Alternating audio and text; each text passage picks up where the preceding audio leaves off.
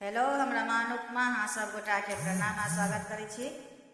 एक शिव नचारी सुना रहल छी। जो नीक लागे तो लाइक शेयर कमेंट जरूर करब और चैनल के सब्सक्राइब कर लेब। अजब गिरिजा के सजना, गजब गिरिजा के सजना, अजब गिरिजा के सजना, गजब गिरिजा के सजना।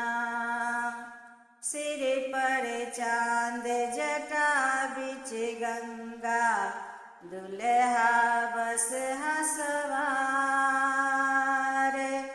ठार भेल मैना के अंगना, लागल गिरे अपार। अजब गिरिजा के सजना, गजब गिरिजा के सजना, अजब गिरिजा के सजना,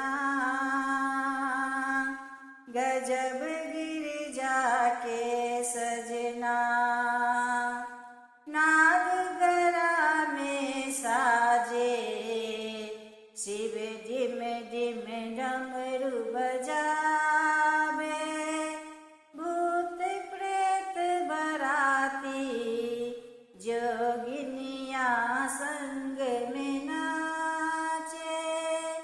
भस्म विभूति लागल अंगे, देखियो हिनक श्रृंगार। अजब गिरिजा के सजना,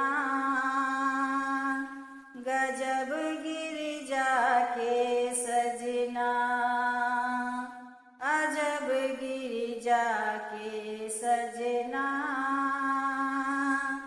गजब गिरिजा के सजना। कहथिन नारद सुनियो, दिगंबर अधर दानी। कहथिन नारद सुनियो, दिगंबर अधर दानी। जागल भाग्य अहाँ के, जामैया त्रिभुवन स्वामी।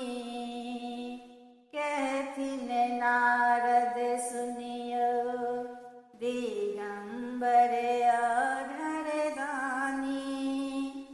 जागल भाग्य अहाँ के, जामैया त्रिभुवन स्वामी। अजब गिरिजा के सजना, गजब गिरिजा के सजना, अजब गिरिजा के सजना,